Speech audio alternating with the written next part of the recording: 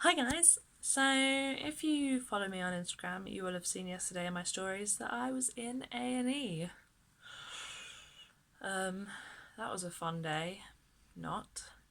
I was going to be doing a video about what it's like to go to the theatre in a wheelchair, but then I needed to talk about this sooner, so here we are. So yesterday I had an episode with my FND, or functional neurological disorder, which meant that I couldn't move. It was brought on this time because I got really dizzy and faint from being really hungry, and I didn't have the energy to go downstairs and get any snacks, and I'd run out of my emergency snacks in my room. So I just wrote a little note to my carers and then lay down and waited for it to hopefully pass and wait for someone to bring me some food. The carer didn't understand what was going on. Not her fault. She just didn't understand my thing enough. And so she brought me food but didn't try to get me to eat it. I couldn't move, couldn't communicate at all. I was just laying there. She thought I was asleep apparently.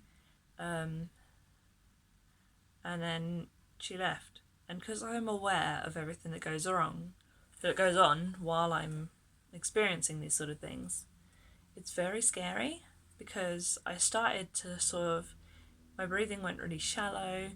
I had some mucus at the back of my throat, which I was starting to choke on, and I was really struggling to breathe, and I was getting really nervous, and I was just breathing like so the closest, luckily the phone was really close to me, and because I could just about move enough to squish my hand onto the phone, I called 999 in the hopes that they'd send an ambulance, but because I couldn't talk, all I said down the phone was so they sort of got the gist that I couldn't really talk, and they worked out a system because they knew I could hit the keypad. If I hit the keypad, that meant yes, so then they could ask me more questions. They sent around the police, just in case, and the ambulance. So the police guys came around and were looking around my room for evidence of what could be going on, saw my little note, got confused, thought I might have diabetes. I do not. And it's all a bit hazy, that bit, because I was very stressed and scared about it, but they managed to get me sat up, and I could manage to open my eyes then. Still couldn't communicate, but I could open my eyes. And I just opened my eyes to two policemen and two paramedics surrounding my bed, and I was like, oh. My instant thought was, am I going to be in so much trouble? There's police here. I didn't need the police, I just wanted an ambulance. Am I going to get in trouble? I don't want to get in trouble. All I really wanted to check was that someone would be able to come help me so that I wouldn't choke, because I quite like living. My life's going alright. I mean, except all the illness stuff, but here we are. So they finally found my care support folder. So when you have carers, you get a folder that has all your information in it about your illnesses, why you have carers, what the carers do for you, and I have also put in a little sheet of information about what to do in certain situations and stuff. So they looked at that and they found it and they were like, oh, this is so helpful. She has a functional neurological disorder and hypermobility and POTS, so that'll explain a lot of the stuff that's going on. And they sat and googled the bits so that they knew it was happening. My observations were fine, clear, normal, as they always are, because it's a neurological thing. So they took me down to A&E. Because I came in the ambulance way, got straight transferred into a bed. And I was laid in a bed. They'd called my mum, by the way, which was very scary for her, getting a phone call from the police about her daughter being unresponsive and needing to go down to A&E. So she was like, okay. And we were down there, laid in the corridor, because they didn't have enough bays to put people in, so I was in a queue in a corridor for a good few hours. They came to put a cannula in my arm. Oh, I just touched where it was. Oh, that's really painful. And it really hurt. So usually I'm fine with like needles now. They don't bother me. Cannulas, I can do it. I'm like, go for it. Just don't let me look, and I'll be fine. This time it really hurt.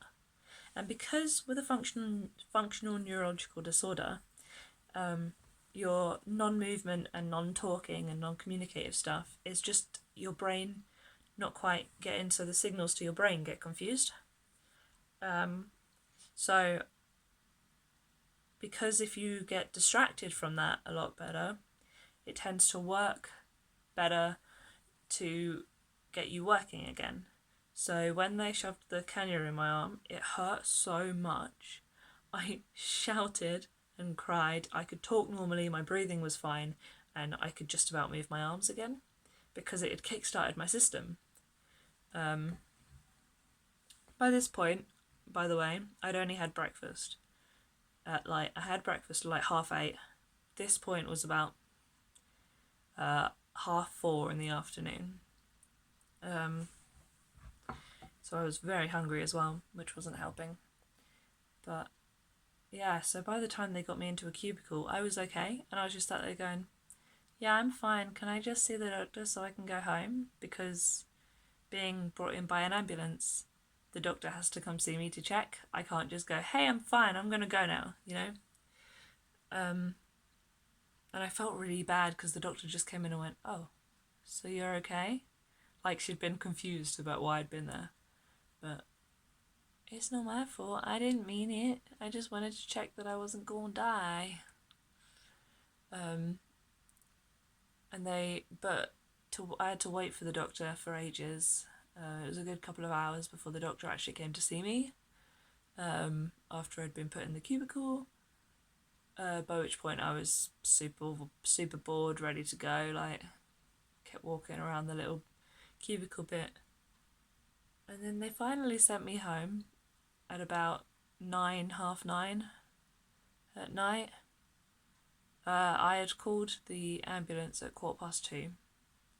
So that was like 7 hours of dealing with this thing. Because chronic illness is a fun thing that likes to shake up your day a little bit.